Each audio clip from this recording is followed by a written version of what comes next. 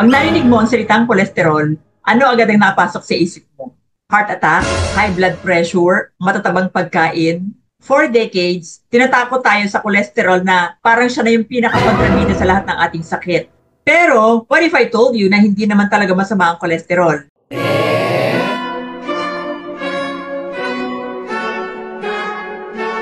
Nagulat ba kayo?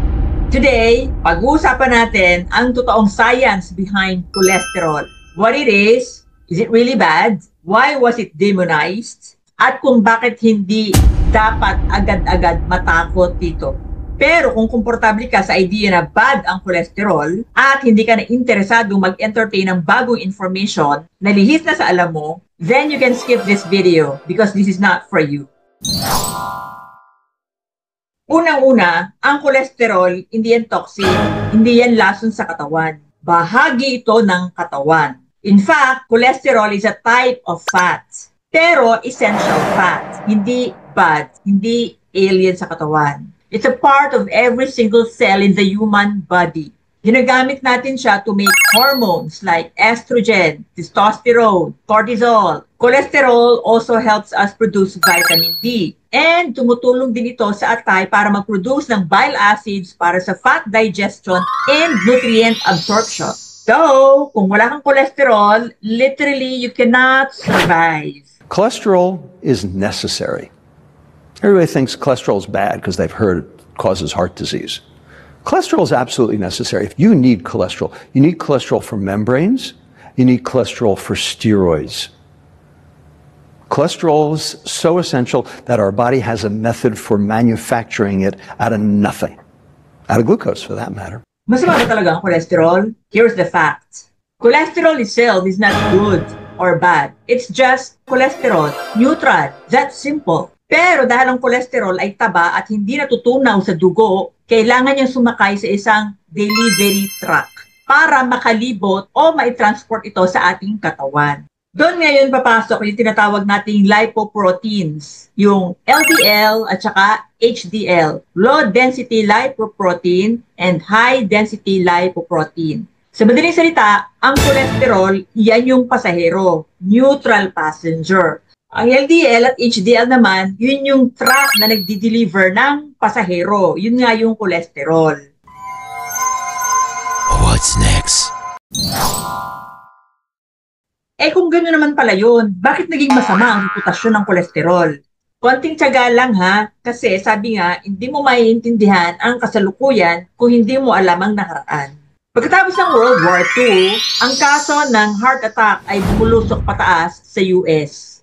Ang mga politiko, scientist at ang publiko nagdemand ng easy explanation.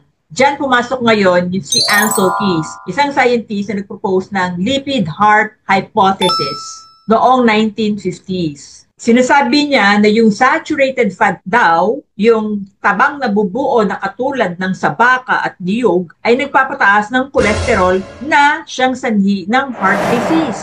At dahil nga may kolesterol talaga naman tayo sa katawan, kapag daw ito ay sumobra dahil sa matatabang pagkain, dito daw nag-o-occur ang pagbabara sa ugat. Para makumbinse ang madla, ipinakita niya yung 7 countries study upang patunayan na tama yung kanyang hypothesis. Dahil may kayabangan itong scientist na to at walang integridad, pinili lamang niya yung data na papasok sa hypothesis or akala na niya. Yung mga bansa na tulad ng France na kung saan ang tao ay malimit kumakain ng mga matataba tulad ng meats, butter, at saka cheese and eggs, hindi pinansin. Samantalang mababa ang rate ng heart disease ng bansang yun. Dahil sa influence niya, tinanggap ang theory niya ng American Heart Association and kumalat sa buong mundo kaya ang kolesterol ngayon naging kontrabida. Take note na ang influence ng USA hindi naman pang Pilipinas lang kundi pang buong mundo. Kaya wag na magtaka kung bakit kalat ito. Noong 1977, nagpalabas ang US ng unang dietary guidelines o yung tinatawag na food pyramid kung saan recommended na ang low-fat diet at ang pagkakat ng cholesterol intake. Kumalat sa newspapers at magazine ang slogan na catchy at simple tulad ng LDL is equals to bad cholesterol and HDL is equals to good cholesterol.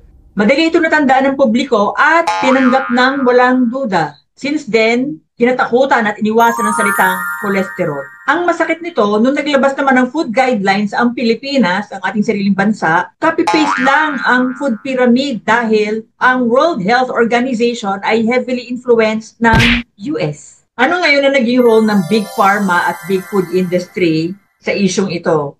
Pumabor ang idea na to sa Big Pharma industry at dito naging biktima ang medical industry at ang sangkatauhan. And samantala, sa big food industry naman, dahil ginawa nilang low fat, pag tinanggal mo ang fat, nawawala ng lasa ang pagkain. At kapalit ng pagkawalan ng lasa ng pagkain, ang pagdagdag ng asukal. Noong late 1980s, ang statin drugs para sa pagpababa ng LDL or yung tinatawag nilang bad cholesterol ay pumasok sa merkado. Pinalakas ng marketing ng big food at big pharma na bad ang LDL dahil ang solusyon na ito ay profitable sa kanila. Samantala, ang mga doctors naman noon since then hanggang ngayon, na-train na ibaba yung LDL or bad cholesterol. Kaya, kada taas nito ay may reseta agad na statin drugs. Na-influence ng government ng USA at Big Pharma ang buong mundo at napakahirap ng baguhin ng ganitong paniniwala dahil mabigat ang kalaban. Panoorin nyo ang investigative journalist na to na pilit hinalukay ang katotohanan sa issue ng cholesterol.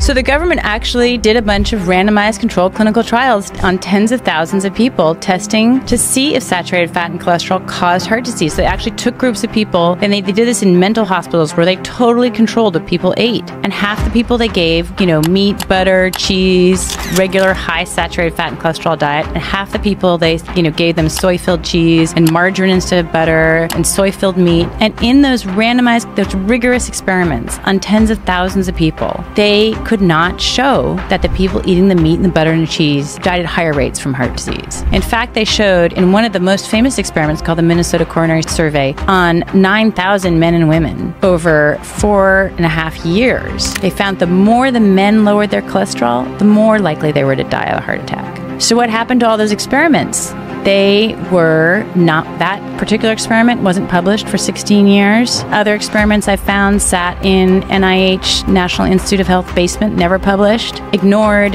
not included, just ignored or suppressed. It's like out of a crime novel. It's crazy. And so what was the American Heart Association doing? Ignoring all those clinical trials. So the American Heart Association is basically just almost protecting their incorrect statements of the past. That's what they're doing. So, right. Now, nagkakameron na ba ng linaw or bitin pa rin? Ang sunod na tanong kasi ay kung normal pala na may cholesterol ang katawan, saan galing yung idea na may good at may bad cholesterol? Anong connection ng cholesterol sa pagbabara ng ugat? At bakit ito ang itinurungsan na rin sa heart disease? Kung natural lang pala ito sa katawan natin. Yan, naiintriga ka na, no? Sign yan na nabubuksan na ang consciousness mo. Kaya yung part 2 nito, huwag mong palampasin at doon ko sasagutin ang tanong na to. Samantala, let me know your thoughts dito sa cholesterol. Bida pa ba siya or kontrabida? Takot ka ba dito o hindi? Please leave your comments down below and I would love to hear from you. Kung nagustuhan niyo yung video na to, please hit the like and subscribe button. And tinitiyak ko sa iyo, marami pa kayong madidiscover na bagong kaalaman, hindi uso lang, walang kalokohan, hindi negosyo, hindi sabi-sabi, kundi pure facts. At yung mga katotohanan yun ang magpapalaya sa inyo sa pagkakakulong sa maraming kasinungalingan na sinabi sa atin sa matagal na panahon na nakakaapekto sa ating mga desisyon sa kalusugan. See you po on my next videos. Thank you for watching. Bye-bye.